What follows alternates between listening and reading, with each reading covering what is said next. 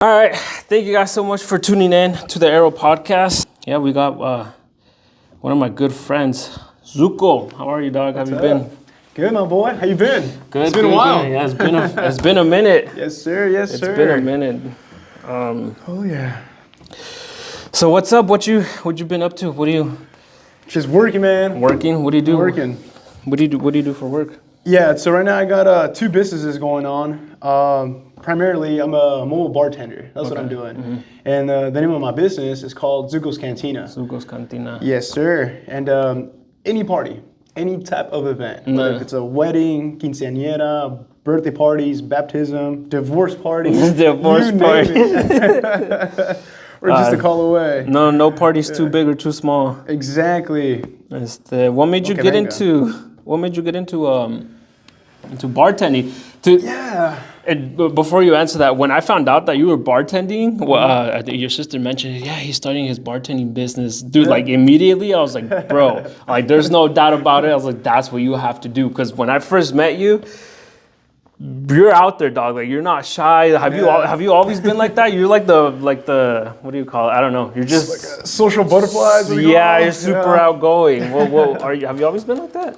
I think so, man. Yeah, I think since I was like a little kid, growing up, playing sports, playing baseball, basketball, football, doing a little bit of wrestling, just being involved with a lot of sports in elementary, middle, and high school. I think that helped me become sociable and be able to communicate with everybody. I ask you because, bro, I'm socially awkward. Like with people like with people I know, like I'm chilling. But if it's like even vlogging in front of other people, like, or if I meet somebody new, like I stutter. I don't know, dude. I don't know how you do it, dude. I honestly. I mean, we're all human. We're not perfect. I stutter sometimes. There's 1,000 things rushing through my brain at once. So I'm thinking about this, and then another idea comes up, and then somebody's talking to me, and then I'm thinking about this. So my brain's all over the place too. So don't get me wrong, bro. Like, I'm not perfect. I stutter all the time. But I'm like, how are you just so out there not being? Do you get shy to talk to new people? Sometimes. Like deep down, because I know on the outside, like you're chilling. You're not. I'll be honest. Yeah, there's times where I go out and about, I meet new people. At first, if I don't really know who that group of friends are, then I'll just kind of remain in my own shell, per se. Yeah. Stay calm until they approach me, and then I become cool with them. Somebody has to break the ice. But when I'm out there bartending, for example, I'm all out there. Yeah. I let everybody know who I am. I give them, a cool little VIP experience, make sure that they feel welcome coming up to the bar and give them great drinks and have fun. And that's part of the confidence that we get from boxing too. Boxing. Yeah. So you do boxing too? I do boxing too. Yeah, just for fun, as a hobby. As a hobby. Yeah, and I think that's what it is, man. Playing sports in general, because as I mentioned before, I guess being socially active since you were a little kid, huh? You never had a problem with it. Yeah, I think that's what it is. Yeah, just growing up, hanging out with a lot of kids, playing in the playground at school, outside of school, joining teams like basketball, soccer. Who instilled that in you? Do you think like it was somebody that you grew up like looking up to? Was it your dad, your mom? My dad. Your uncle, yeah. Absolutely, my dad. Yeah, he's always been very competitive in everything he does. He used to play a lot of sports back in the day. When he really? I wouldn't picture that at all. I know. That's funny. Everybody says that. They're like, your dad? No way. What's his go-to sport? Soccer. Damn, bro, no, I can't picture that at all.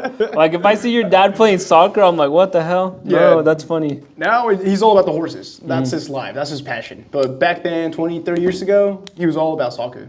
Yeah, how many horses does he have? He has quite a few, no? Yeah, he has a few.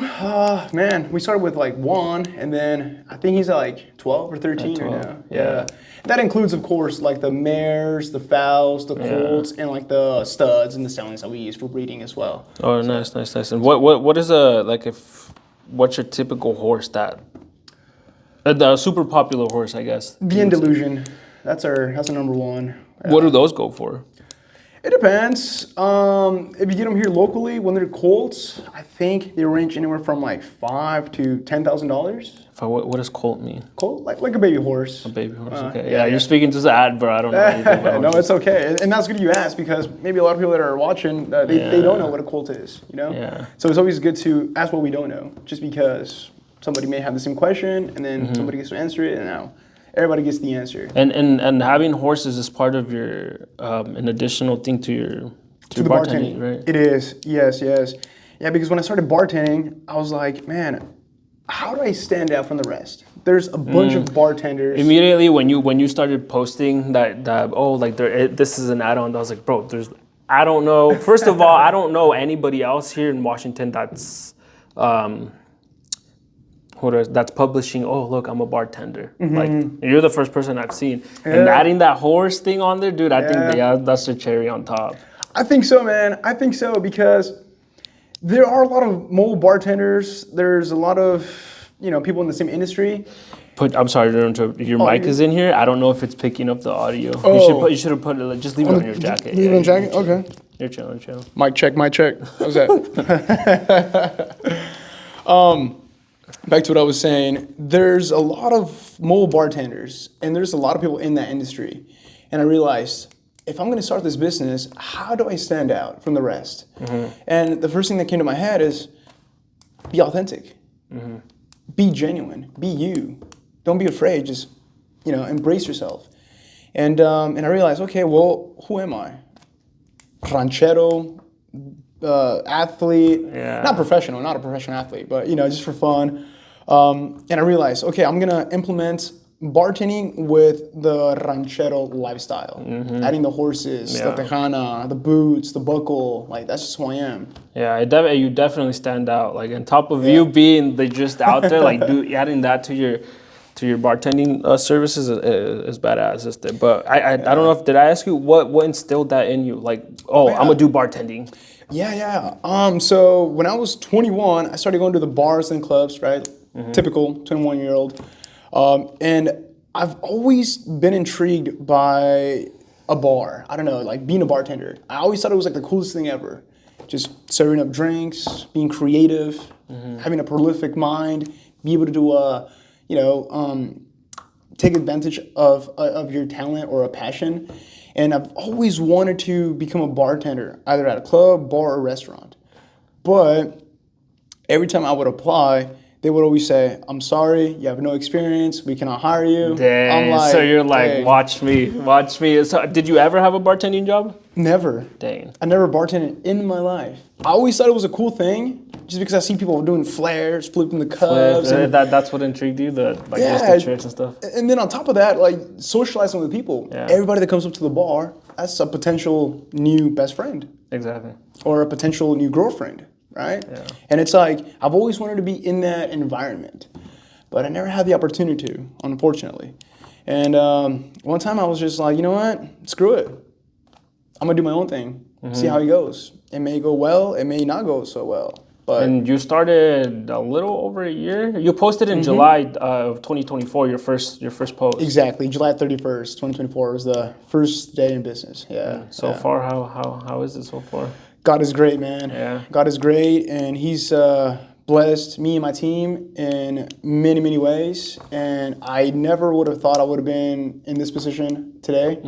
But luckily, with hard work, being persistent, being able to socialize with people and connect with people, and believing in God, He made everything possible. Yeah. And I cannot complain, brother. First year in business, it's been going pretty well. Yeah. And we're really excited for second year. We have a few contracts already lined up for 2026. Nice. And my team and I, we're just really excited. We want to go, make some good drinks for people, bring the energy, the vibe, the presentation, and give everybody a VIP experience. How important do you think is having God in the center? Very important. Yeah. Everything I do, it's because of Him. All my blessings that I've gotten is from Him.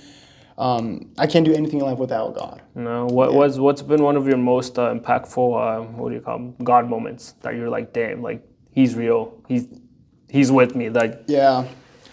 I had a pretty bad motorcycle accident when I first moved to Monroe. I was like 19, and I was being dumb. I was 19. What kind of bike was it? It was an ATV. It was like a ATV. King Quad Yamaha, I believe. Yeah, 4x4 utility one. Yeah. And I was just going through the woods by our trails. And before I left the house, my dad was like, "Hey, like, don't go. Stay here. Let's go get some dinner and just call it a night." No, I'll be back. Don't go. No, I'll be back. Just arrogant, me, 21-year-old. And I was a little, I don't know, I was just a little tipsy, So I go, get on the quad, I driving like 30, 40 miles an hour. And keep in mind, 30, 40 miles an hour on a quad, it's fast. This is extremely fast, yeah. And then I'm going through the trails up in the woods, and I see some deer on the left side of me. So I'm like, whoa, what's that? ADHD kicked in, ADHD kicked in. So I'm just losing track of what I'm doing. I lose focus. And then as soon as I, look straight ahead, I realized there's a curve coming up. And I was going way too fast. Way too fast, damn. And I flipped with the quad. My foot got stuck into the emergency brake. I rolled 2-3 times, snapped my foot. I wasn't wearing a helmet, so I could have easily just, And when I got out of the trench, I tried getting up and walking to my home, but I couldn't. I fell immediately. I didn't feel the foot brake because of the adrenaline. Yeah. So I thought I was okay, but nah.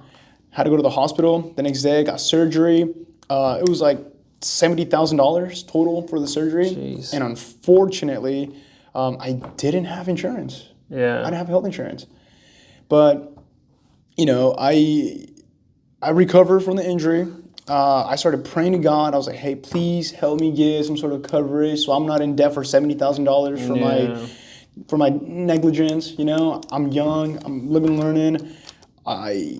Please, God, I need help, financial support, some sort of protection. I kept praying, and all of a sudden, brother, I got a call from one of the hospitals, and they're like, "Hey, congratulations, you qualify for one of our charities here from the hospital. Dang. Your entire bill is completely covered. Come back for physical therapy, and you're good." Damn, that's crazy. It's insane. I was 19, about to be $70,000 in debt over a little incident that I had for being dumb. For not listening to our parents, dog. Always listen to your parents. Yeah, I'm in debt for not listening to my dad. Yeah, mom and dad, they know best. Even if we're older or if we get a alter ego, forget about that. Always listen to your parents. Yeah, that changes when you have kids. Oh yeah. Oh yeah. Do you plan on having kids? Are you? No, absolutely. Yeah. Oh yeah. I don't have any kids yet. I'm not married. But I think God is waiting for the right moment to present the right one into my life. And I'm just patiently waiting. Yeah. I'm hustling. I remember you mentioned that you were looking to have a serious relationship. Yeah. I would love that. That's definitely my bucket list. That's one of my long-term goals. Right now, I've just been really busy with work, with bartending, and also with insurance. So I'm just doing my thing, and I do believe that once I'm ready for that, then God's gonna present the right one in my life without me even expecting it. God knows, it could be tomorrow, next week, next year. Next decade, we don't know. You're talking about insurance. What do you mean? Do you own a business to an insurance or? That's right. Yeah. So I own an insurance brokerage. We work with over 35 carriers for home, auto, life, disability, and also commercial policies like contractors or any type of business, whether if it's a trucking company, if it's a towing company, if it's a contractor who does roofing, siding, landscaping, everything. We are brokers, so we have access to over 35 companies, and any type of product that you need, I got it. That's crazy. How do you manage to balance your work life with your dream? Because being a bartender is your dream job. No, do you want to do that full time? Eventually, yeah. I love working. I'm a workaholic. I probably sleep 5-6 hours a night, and I work the rest of the day, and it's crazy. I know. And then when I do, in between time, I just go to the boxing gym and balance that. So I can just de-stress and get my mind off things, How do you deal with negativity? Because following your dreams, I've known that, realized the amount of negative thoughts that you get to yourself? It's like, nah, don't do this. Like, oh, it's not worth it. Oh, like, what are you doing? Like, how do you manage to overcome that? It's really hard, but I try to not keep anything negative in my life.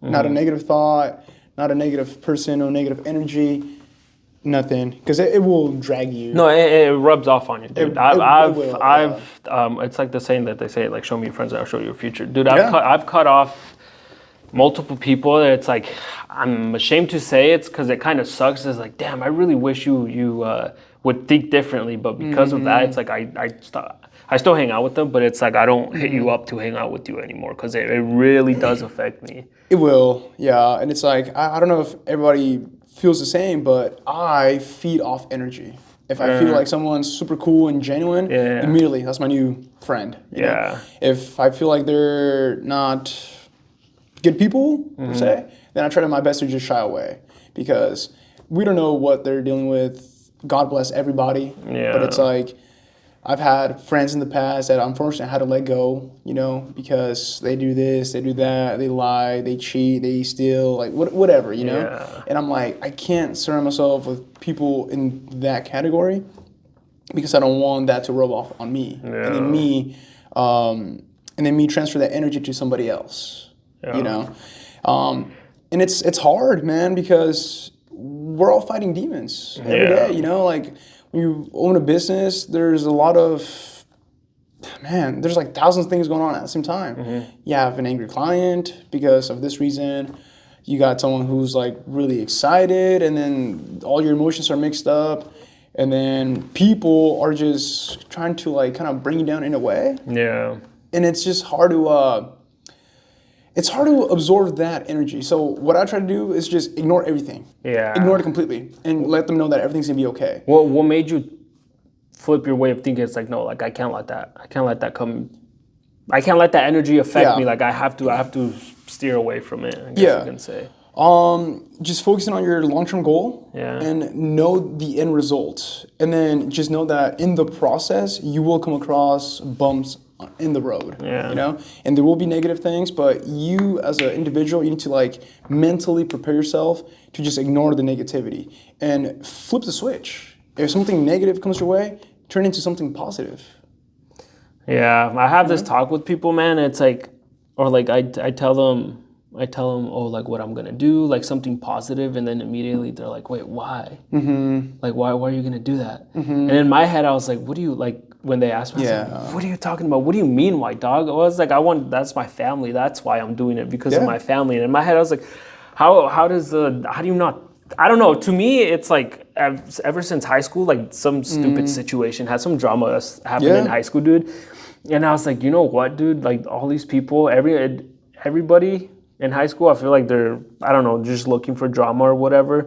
And ever since that situation happened, I was like, I'm not gonna, I'm gonna just be by myself. It was me. That's when I started dating Michelle. I was like, just me and her, you know, whatever. And ever since then, I've kept it like that. Yeah. No, dude, salute to you, because it's hard to get out of that, you know? I say just trust your gut. You know, people will always tell you no. They'll tell you 1,000 reasons why not to do it. Have people told you about that or your bartending job? Absolutely. Yeah. So many people. Like at first, I was like, oh, I want to do this, I want to do that. I have this idea. Don't do it. No, why? You know, it's not gonna work. This and that. It's not gonna work. What are you doing? You gotta focus on something better. Yeah. Yeah, and it's like, bartending. You don't want to do that. And it's like, maybe you don't want to do it, but I do. Exactly. So what I've learned. How old are you? Do you mind me asking? Yeah, I'm 30. 30, okay. Yeah, I just turned 30 last month, actually. October 12th. Libra season. Late happy birthday. Thank you, brother. Thank you. From what I've learned, if I have an idea, whether if it's business, you know, new sport, whatever, new vacation, new plans, whatever, I always like to just keep it to myself. And just keep it to yourself and just execute on your own. Because at the end of the day, it's you on your own. It's you against you. Exactly. And people will always say no. But once you accomplish something big or they see that you're doing well, that's when they congratulate you. I've heard and I've learned too, not to tell some people your dreams, and a lot of people say don't tell people your dreams, But I think it has everything. I feel like everything has its own balance because there's people you should be telling your dreams and people you shouldn't. Exactly. For example, I mean, in a business, whatever it is, socializing with other people opens up so many doors. Like for example, when I started, I was like, oh, I'm gonna start vlogging. I'm gonna start doing a podcast. I told this guy from church. I told him, I was like, hey, I do videos, this and that. It was my first time meeting him. He was like, dude, I have red cameras, like the cinematic cameras. He goes, these mics are actually from him. He goes, dude, I have cameras, I have this, I have drone. He's, dude, it's in my garage. I don't use it. Let me know when you want to use it. And go. Literally, I went to his psychologist, like, hey man, can I borrow the mics? He goes, yeah, I'm not home, but go to my house. I'll let you in. He gave me the code. He gave me the code to his house. He goes, all right, look at this section of the garage and look through this bucket. They should be there. And it's like, okay, yeah, it was a good thing that I told him about my dream, but then there's other people where it's like, you tell them and then they shut you down right away. And it's like, that's where you got to be careful. I don't know. You just have to find that balance and make sure you don't tell your dreams to people that are negative, you know? Yeah, that and in general, just whatever idea you come across in your own mind, execute. Yeah. I think the key here would be to just execute. Raw action. Don't worry about what they say.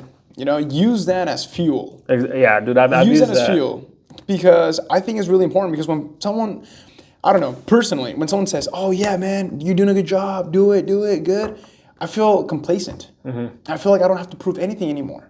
Yeah. So I'm just gonna settle, and then I'm gonna get bored, and then I'm gonna get really, really anxious to start something else, find a new challenge. So. It's a double-edged sword, It's good to tell people, but it's also bad to tell people what your plan is or what your goal is. But you got to be appreciative too for those people that bring you down or bring you that negative energy because you got people to prove wrong. Exactly. That gives you power to go hard and hustle every single day until you get what you want. And once you get what you want, guess what? Continue on doing it. Show people how to do it. Guide them on how to do it. Because I feel like the majority of the people don't have that mentality. Like if you were to tell somebody their dreams and they shoot you down, you're like, oh frick, yeah, you're right. Yeah, and more than anything, like going back to this, it's like it's a mentality thing at the end of the day. It's like you have to be really strong mentally. Yeah. Thick skin in the game. A lot of people, I don't mean to cut you off. A lot of people, they're like, oh, like how come these millionaires are doing this and doing that? I was like, dude, at the end of the day, like you have so many, I guess people question themselves like, oh, you only did this because you have the money, or like you did this because someone was mentoring you. But it's like, dude, at the end of the day, it's you against you. And I feel like it's just your way of thinking. Literally, that's like the number one thing. If you, Yeah. It's like you control your own mind. And it's like you could do a million things with your mind. And back to that topic you were saying, like millionaires, they got this, they got that. Yeah, they probably do have it because they have knowledge, the education, the connections, people guide them, like mentors. Yeah. If you come across somebody who's already successful, and if you ask them, hey, like, I want to be where you're at, like, how do I do that? Yeah, well, what did you do when you were in my situation to be where you are right now? And they love talking about their success, and they love sharing ideas. And if you're a genuine person, they see that. Yeah. They're going to see that you're genuine, and then you're nice, humble person that wants to become someone in life. They'll be happy to show you the ropes, And that's the cool thing about networking. That's why it's... What I say, it's like, just go out there, talk to people, shake their hand. You never know. It's like, some people are antisocial, and I get it, and I respect them for that. But it's like, you just got to break the ice and go and talk to that person and ask, because you never know. That person can possibly change your life. There's been situations when since I've been doing landscaping by myself for like 3 years now, and there was this particular day that me and my brother went to go do a cleanup for some lady, some lady that hit us up, and we didn't want to go because we were just not in the mood, and it wasn't even that big of a job. That's why we didn't want to do it, I think, because it was super tiny, and it's like I think it's gonna be a waste of time. It's not worth it. Yeah. Bro. But we show up. And it was the homeowner. She hit us up, and we show up, and the realtor was there. And then he came up to us. He goes, "Hey, like, can you guys also do this?" And we're like, "Oh yeah." And he told us, "Okay, go do this, go do that, go." He gave us a whole list of things. He goes, "And tell me the price, and I'll pay it." Well, to this day, that guy has probably given my brother like the majority of his jobs. And it's like, and I told my brother, I was like, dude, imagine if we didn't show up that day. Exactly. If we didn't go, yeah. Exactly. If you wouldn't have gone, guess what? You never would have met that person, that realtor. And you maybe wouldn't have gotten those jobs from that person, right? Yeah, they've given us a lot of jobs. Yeah, no, and how I see things too, when you're in business, like, take all jobs, small jobs, medium jobs, extremely large jobs, take them all. Because every single job, you'll come across a new experience. Yeah, and you get to something. You learn something new every single day. And something that I mentioned earlier, it's like knowledge is power. The more you know, the more, things flow into your life. Yeah, and ask questions, man, because I feel Always like ask questions, yeah. when I was I think what made me ask so many questions was when I joined the union. I used to be a concrete finisher. Oh, yeah. They're like, don't be scared to ask questions. Like, there's no stupid questions. And a lot of people, they're scared or they feel dumb asking this question. But it's like, if you don't ask the questions, you're not going to know. Like, you're not going to find out. You're going to be stuck, Amen to that. Yeah, see, that was me back in high school. Like, I was afraid to ask questions. Like, if I didn't hear the teacher say something, I'm like, oh, wait, what did she mean? Yeah. And then she'd be like, any questions? And I'm like, nope. Yeah, no. Yeah, and then it's like, geez. So that's probably one of my biggest regrets. Do I ask again or do I pretend to know what they... Yeah, and I get it, because in a classroom, for example, you got 25, 30 people, right? And then if everybody understands what the teacher's saying, but you're that one individual who doesn't, you're afraid to raise your hand because you're afraid that they're going to judge you. Oh, you don't know the answer, dude. Yeah, that was my whole friggin' high school. No, me too. And I regret that. But from what I've learned, it's like, it's okay. Ask questions. We're not born knowing everything. And the only way we will learn new things is by asking questions. And then guess what? You learn this trait or you ask a question, you get the answer, and then you can teach somebody else. Yeah. Earlier when we started the podcast, you asked me, oh, what's a colt? It's like, oh, colt is just like a baby horse. I'm not going to lie. You mentioned a bunch of stuff, but I was like, I don't know what you're talking about. Towards that, I was like, hey, yo, what is that? I don't know what you're talking about, dude. Go ahead, brother. Ask. We're here. Yeah. And man, I just feel like in everything we do in life, just ask questions all the time. Don't be afraid.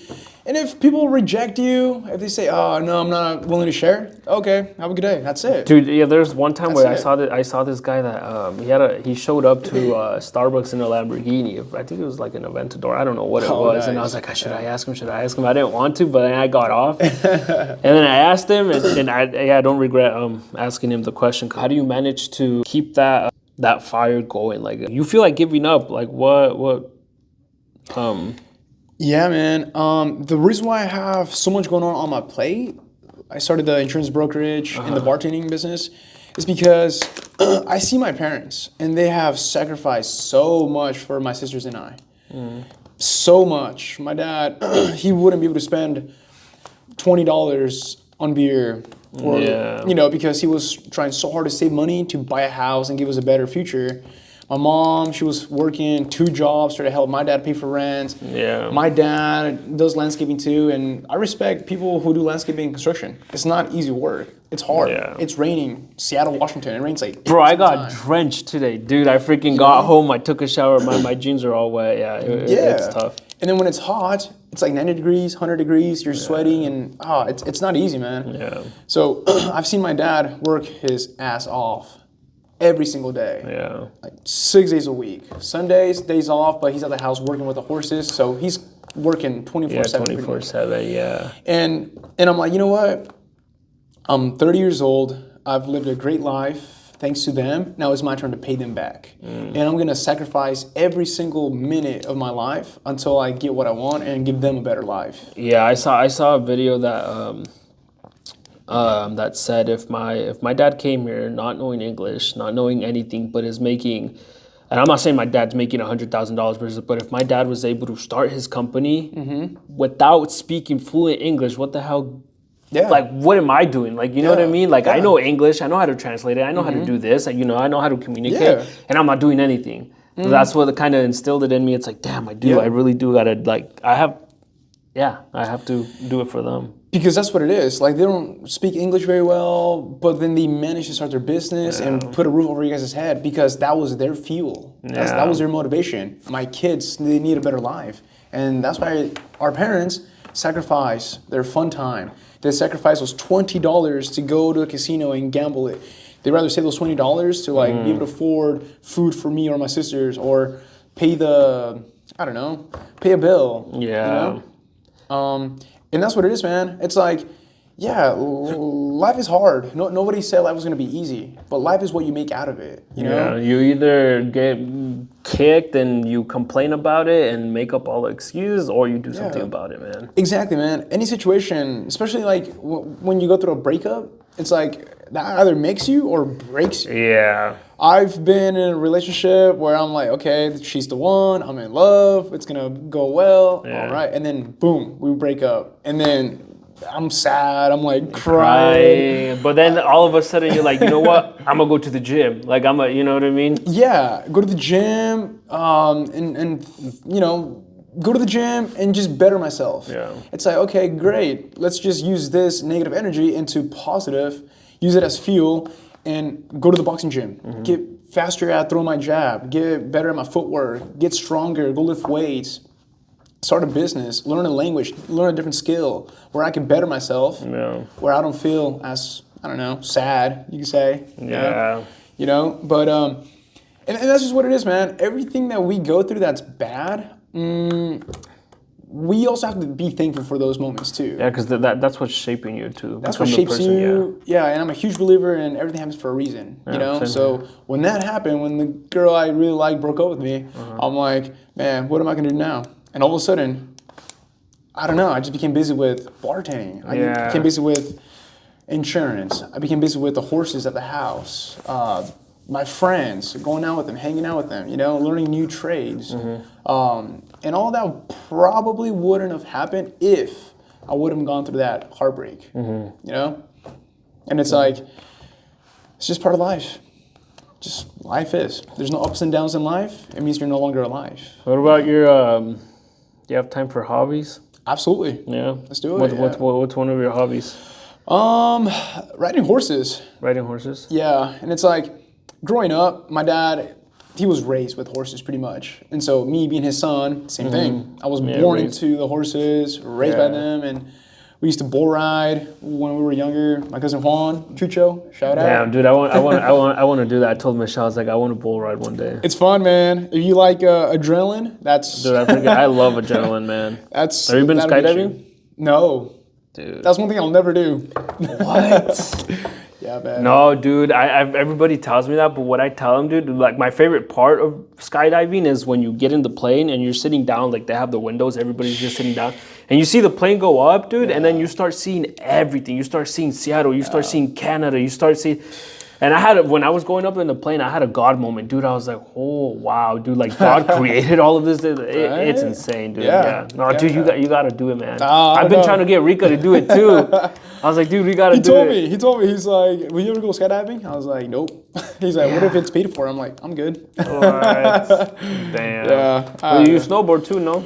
I snowboard. Oh yeah, that's fun. Snowboard. I never skied. I've always been afraid of skiing. Yeah, I'm always scared that you're gonna fall and like twist your leg. Yeah, I don't know. Or go one leg goes one way, the other leg goes the other way, and it's like, what happens there? You know, I'm good. Yeah, but snowboarding. Boxing, man. That's my number one. Boxing, the horses, snowboarding, lifting weights every once in a while, here and then, you know. But yeah, I feel like boxing is it's a difficult sport, mainly because it's not a team sport. It's an individual sport. Where it's up to you to win or lose, you know. And like it's a lot of fun. You get hit in the head a few times. You start seeing colors, and you know you start questioning yourself, like, should I keep doing this or not? But then it's like the discipline, and the integrity, and the responsibility you get from the sport itself. It goes way further than just throwing punches, you know? Yeah. You learn as an individual how to grow. If you get beat up today, you wonder and ask yourself, okay, what happened? Okay, I wasn't moving fast enough. My defense was bad. My head moving, it was just stationary. How do I improve this? And then you start analyzing. And then you start improving every skill day by day, and then you hop in the ring again with that same guy. Next thing you know, he can't hit you. Yeah, you learn from all your mistakes. Yeah, and then you beat him, and you're like, yes, Like, you feel hell accomplished, yeah. and you build confidence. Which, in fact, that confidence I get, and it helps me a lot in business. When I bartend, when I meet random people, I instantly become their best friends. I don't know how I do it, but I ask them, like, where are you from? Oh, I'm from this place. Oh, no way, do you know this person? I do. What? And then we just become friends instantly. You break the ice, and that requires a lot of confidence because it's difficult. I had a gig from the former senator of Washington State. Oh, I saw that, Yeah. How was that? A lot of fun. It was a lot of fun. And How'd you get that job? through a mutual friend. I've been posting a lot of social media content, and then his name is Rodrigo. He saw my content, and then it's funny because he saw my content, and then he went to a dealership where I used to work at. He knows my cousin Miguel. Shout out Miguel, by the way. Much love, brother. He goes in there and he was like, hey man, yeah, we're having a party for my client, and she needs a bartender. Do you know anybody? Miguel was like, dude, my cousin Zuko. Zuko. Where'd that come from, Zuko? Oh man, it's kind of funny. Everybody's like, oh, is that from Avatar? It's like, no. So back in the 70s, there was a movie called Grease with John Travolta, and he played a character, Danny Zuko. Danny Zuko. Yeah, and it's funny because back then in that movie, Danny Zuko, the character, he had that slick comb over hair from the 70s, 80s. And I also had that type of haircut back in the days. And he had a Letterman's jacket, all black, classic old school Letterman's jacket. And I also had the same one too. So we're watching the movie, I'm wearing the jacket, I have my hair combed over. Everybody was like, bro, Zuko. that's you. And it's like, what? We don't look nothing alike. I think he's Italian, I'm Mexican, right? So we look totally different. But similar characteristics, the hair and the jacket. Yeah. And ever since, I was like, Zuko, that's kind of a cool name. Zuko. Everybody has a nickname. That's my nickname. Yeah. And it's stuck with me since then. Zuko. Zuko Yeah. So it's a silly story, but that's how I got it. Yeah. Yeah. What's your favorite drink to make? Alcoholic drink. Oh man. Because you were gonna make some, but I told you we were doing it here. Unfortunately, maybe next time we'll do another podcast on my house, and we'll get the drinks and we'll make it happen. Man, my number one drink on the menu, it's the Paloma. Paloma. Paloma. Yeah. It's nothing you get at a restaurant, nothing you get at a bar or a club. This is a signature cocktail that I created myself. I added my own touch, my own proper measurements. I can't say the recipe. I'm sorry. I was gonna say don't say the recipe, but what if you were to ask anyone, oh, Paloma, it's what are the basics of? Yeah. Is it just tequila or what is it? It's tequila and squirt citrus soda. Okay. And then there's also lime, and there's another ingredient. Yeah, that's Zuko's ingredient. Yeah. There's three more actually. There's 3 more ingredients that I unfortunately cannot mention. But whenever you guys do hire Zukos Cantina for your if you guys want to try, you gotta hit them up.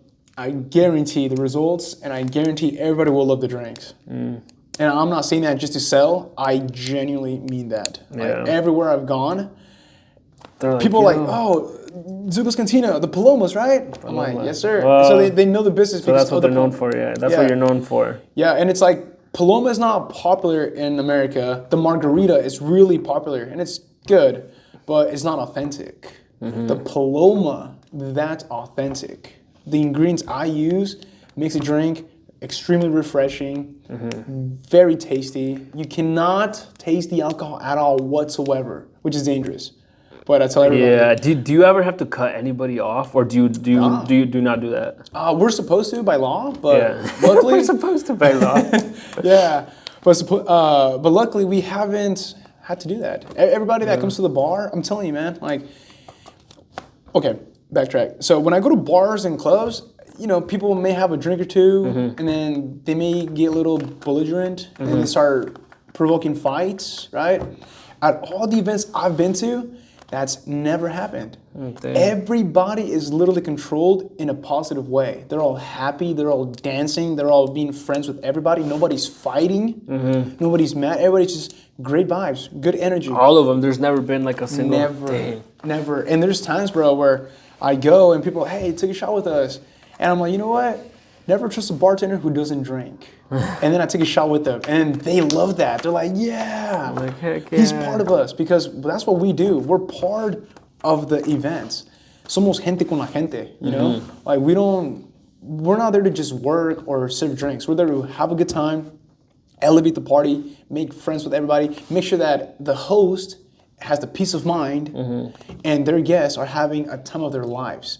And it's happened so many times, even with the former senator. She calls me the following day, my gosh, Julio, Julio's my real name, by the way. Julio's a real name, but Zukos' nickname. She calls me by my real name. She's like, Julio, you're tremendous. You and the team, everybody kept talking about you and your guys' presentation and the drinks. Oh my gosh, we have to do this again. Dang, the senator. The former senator of Washington State. That's crazy. Said those words to me. And she's like, how long you been in business for? And I'm like, it's my first year. She's like, oh my gosh. That's crazy. Damn. That must have opened up so many doors for you. A lot of doors, man. And like I was telling you, since they're politicians, I was a little intimidated. Yeah, going there, I'm like, man, these are guys that are high caliber. I don't know how to play the part. Yeah. So I said, you know what? I'm not gonna fake anything. I'm just gonna be me. Just be you. And guess what? They all loved the presentation. They loved the drinks. They all kept taking photos with me. They forgot who they were and they forgot their job title. And they were just enjoying the moment. Yeah. Everything was genuine. Everything was just authentic as it should have been. Even the mayor of Bothell, Mason Thompson, shout out to him too. Really cool guy. I had no idea who this guy was. Comes up to the bar. I'm like, what's up, brother? What can I get you? He's like, what's your number one drink? I was like, the Paloma. What is that? Because the Paloma's not popular. Yeah. Margaritas are, but not the Paloma. And I explained to him, and he was like, okay, that sounds good. Let me try it. Loved it. Yeah. And then he was like, what's another one? I was like, do you like old fashions? Old fashioned, by the way, it's one of my favorite drinks to make. Old fashioned? What's an old fashioned? Old fashioned, yeah. So it's actually like the first alcoholic beverage ever created in the United States, back in the 1800s. Dang. Yeah, and it was invented at the Pendennis Club over in Louisville, Kentucky in the 1800s. It's all it is. It's a sugar cube, 3 dashes of Angostura bitters, and then you muddle it. You pour in the bourbon, any bourbon or whiskey. I love Woodford Reserve. That's my number one. That's my go-to. I love it. But you could choose whatever whiskey or bourbon you want. Then you stir it, and then you do the big ice cube, the big one. You put it in there. Then you garnish it with a slice of orange, like an orange peel. You put it in there, and then you also put maraschino sherry in there as well. And to top it off, you smoke it. You get like a little smoking kit. You put flavored wood chips, and you just burn it with a torch. And then all of a sudden, the fumes start going into the drink to dilute the entire drink. You hold it for about 5 seconds. Then you remove the smoking kit, and then the aroma just comes out. The smoke, it looks really presentable. Do you taste that too? Oh yeah. Oh yeah. And that was Mason Thompson's first drink. Well, first smoked old fashioned. He loved it. Dang, absolutely loved it. What's it called? the guy that I mentioned to you earlier, the realtor that gave us a lot of jobs. He was always telling us. I think it was like that. He likes trying a bourbon. Yeah. And all I've tried was tequila or a beer. That's all I've had. And he kept telling us, "Oh, I have this like $1,000 bottle, this and that, dude." We went to his house for Thanksgiving one day to surprise him, just to say Happy Thanksgiving. Yeah. And he gave us the bourbon, bro. Yeah. Yep. Bro, I'm not gonna lie. When he gave it to us, I didn't want to be rude. Yeah. I was like, oh yeah, it's good, dude. Yep. I was about to throw up, dude. Me and my brother looked at each other. Bro, it has such a strong taste, dude. It's so strong. You either love it or you hate it. Dude, and just with that little sip, not a shot, just a little sip that I had, dog, my head started hurting right away. I was like, what the heck? that could happen. Yeah. That could happen for sure. Bourbon though. And that's what it is, man. Like me too. When I first tried the old fashioned, because you gotta try the drink before you put the product out on the market. So I tried it, and I was like, Jesus, this is not good. I hate it. But then when I smoked the old fashioned with the flavored wood chips, man, it literally became my favorite drink. Yeah, I'm always a tequila guy. That's always my go-to. I love tequila. Don't get me wrong. But when you try this smoked old fashioned the way how we make it, you'll reconsider. What's a tequila or a drink that if you to tell someone, oh, go to Fred Meyer's, like what's like the go-to? What would be a go-to drink? Yeah. Well, it depends what you want the tequila for. If you want it for like mixed drinks, or you want it just to take solo shots.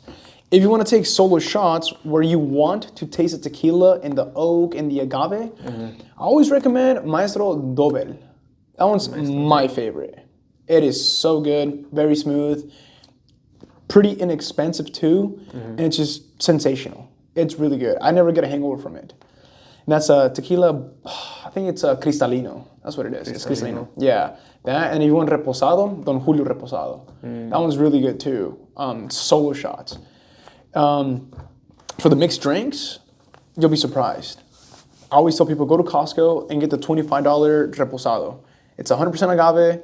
It's the Kirkland brand? The Kirkland brand. Oh, okay. Yeah. And people are like, that's gross. What? But no, for mixed drinks, you don't want to use the high-end quality tequila. Yeah. You can if you want. Whatever the client says goes. So they say, hey, out of that, the highest quality into my drink, you got it, boss. We'll do it. But that kind of defeats the whole purpose of that expensive tequila because it has its own flavors, its own touch. Exactly. And then you're mixing it with the mixed drink, and then then the whole taste dissolves, right? And then it kind of defeats the entire purpose. So for mixed drinks, I always recommend that Tequila Reposado from Costco, the Kirkland brand. It's really inexpensive, $25, a whole liter. It tastes good. It's 100% agave from Zacapo, Jalisco. So, and it's distilled by Santa Lucia, which I believe, if I'm not mistaken, it's the same distillery that does either Casamigos or, I think it was Don Julio. I could be totally wrong. But yeah, they partner up with the same distillery with those big brands, so it's good. And for the mixed drinks, it's perfect. You can't go any better than that, honestly. And yeah, and like I mentioned before, with my drinks, you cannot taste the alcohol at all whatsoever, which is dangerous, For anybody wondering, are you expensive? Are you? Can you tell them your prices, or do you tell the client once you call them? No, yeah. So when people say, hey, we saw your Instagram, we want to hire you for our wedding, how much do you charge? I think my prices are reasonable because of the work that we do, because everything is completely fresh. All our drinks, they're freshly squeezed lime juice and the other products that I use that I cannot mention because I don't want people to steal my recipe. But everything we use is literally like fresh. A lot of other bartenders, they use like concentrated juices, and it's artificial. And then they do like the pre-mix in the big jars, and then they dump a bunch of ice in there, which what happens with the ice after it 2 waters minutes, it down. it waters it down. And so the client or the guest comes up to the bar, asks for a margarita, here you go. It's all watered down, and it's not a good experience. So what we charge, for example, for one bartender, if it's a small party, less than 50 people, one bartender will be sufficient. It'll be sufficient. I was about to ask you that, literally, like, what does it take to run a... Yeah. Because before I started, I was quoting people, like, $5 per person per hour. So when people are like, oh yeah, we're having about 100 guests, and 50 of them are gonna consume alcohol. I was, all right, cool, $5 times 50 people times 4 hours, that's X amount. And they're like, oh, it's too expensive. And I'm like, not really. But then I stopped quoting that way because they invited 100 people, but maybe 30 showed up or 40 showed up. So so it didn't make sense. And I was, you know what, I'm just gonna make it easier for everybody, where you're happy and I'm happy. So I started charging by the hour. So if it's less than 50 people that are consuming alcohol, I tell them one bartender should be sufficient. And that's $150 an hour per bartender. Minimum 4 hours. And that includes 4 signature cocktails on the menu, a custom drink menu, and the full bar setup. The client, they bring the alcohol and the supplies because we are dry hires. Yeah, we just get hired to do. So the bar you don't service. buy any of the No. stuff. And what if has it ever happened where they don't bring enough liquor? It's happened before, yeah. Where I tell people, hey, are you having many people? I highly recommend to bring X amount of bottles. And they're like, no, it's too much. It's too much. But, okay, but that's the thing, man. With my drinks, my drinks, brother, like, yeah, you need enough alcohol because people will come back for 5 drinks, 7 drinks. I've seen it with my own eyes. Yeah, because they're that good. Yeah, and I say that as humble as I can possibly be. You know, I don't mean to be cocky or anything, but it's just these drinks they're extraordinary. Yeah, and so when I tell people, oh, bring X amount of bottles, we run out, and then there's like 2 hours left to go in the event, and I'm like, well, can someone run to the store? And then they go do that, and then come back. You know, but it's like. And did you start just with you, or did you start with like a friend, your cousin, or? Yeah. So just by myself, you know, because I was like, I'm just gonna test waters by myself, run the whole show by myself, see how it goes, do the marketing, do the selling, do the presentation, the video content, everything. And shout out to my little sister Erica for recording my videos too, because she's the one that started recording me. She records and I do the edit. But shout out to her and my mom. Sometimes if my sister can't do it, my mom does it. Yeah. But yeah, I started as a one-man show. Everything from marketing, sales, going to the events and doing the bartending, and then taking everything down, coming back, making the video by myself. And then I realized I was getting booked and I was getting pretty busy. So I posted on my Instagram story, I need a bartender who's willing to work on the weekends, message me. And then my cousin Oscar, shout out to Oscar, by the way, my guy. He's like, my brother Mark, he's an actual bartender at Red Robin, and he's willing to work with you on the weekends. I'm like, cool. Let's do it. Brought him on board. The first event he ever had with me, killed it. Yeah. Killed it. I showed him how to make the Paloma, the Margarita, and I think it was a Negroni and also an Aperol Spritz, and nailed it. Yeah. Quickly. And I'm like, let's go. His charisma, his energy, every guest was like, man, he's great. How long you guys been doing this for? He's like, it's my first day. What? You know, That's and I was crazy. like, yep, you're on. So then he came on board, and I consider him my right-hand man. He's been with me since day one, right? And then, like I said, God is great. We got busier and busier throughout the summer, and I was like, geez, we need another hand. And then Oscar was like, if you guys need an extra hand, I'm available. And same with him. Never worked in the hospitality business, never worked as a bartender. Dang. Come over the Everything house. just lined up. Everything just lined up perfectly, man. You know, I manifested this. And When I sent you a text and I asked you to be on the podcast, you said that you're doing God's work. What do you mean by that? just working. I think God has created all of us as His beautiful creations, and He wants us to take advantage of the opportunity that He has given us by waking up in the morning, having health, having our all limbs, having a roof over our head, having 2 eyes, mouth, and ears, so we can, learn and understand and see things. And I think what happens is that the more you work, the better a person you become, the more He blesses you. If you're lazy, not really doing anything with your life, and just hanging out and just kind of letting the day go to waste, I don't know, it's kind of hard to get blessed that way. But when you're working your ass off constantly, day and night, sleeping 4, 5, 6 hours a night and working 12, 15, 18 hours a day, eventually you start getting these blessings coming your way unexpectedly. And I've been working really hard with bartending this summer, and I think it's great because we met a lot of friends throughout the way. Oscar and Mark, they've been having a lot of fun. I've been able to give them, pay them whatever they earn and their tips, and they're pretty happy. And by doing that, it makes me genuinely happy because I created a small hobby that turned into a business where I get to employ my family and give them not a better life, but give an opportunity to. Yeah, you're giving back. You're giving back. Yeah. That's it. Giving back. Yeah. And then you're using the the tools that God gave you. Because a lot of Exactly. people complain, they're like, oh no, I don't have this, I don't have that. It's like, Yeah. dog, it's right in front of you. It It's is. like you can ask God for whatever you want, And but he'll put them in front of you. He's gonna put the tools in front of you. Yeah. He's not gonna pick them up and do the work for you. Exactly. And there's this really cool quote that I heard from Jeremy Meyer, some sales guy. He's really good. He's a consultant. Oh man, I'm trying to remember. It was like, he's like, God feeds all the birds, but he doesn't put the worms in their nest. Mm-hmm. You know, saying pretty much that whatever you want, it's out there. You just got to go out, work, and earn it. You know, nothing's gonna be handed to you. You got to go out and work your ass off and earn it yourself. And eventually, the things will start lining up in your life, and you'll see the results at the end of the day. Yeah. You know, and it's just part of falling in love with the struggle, with the hustle. Yeah. You know, with the work.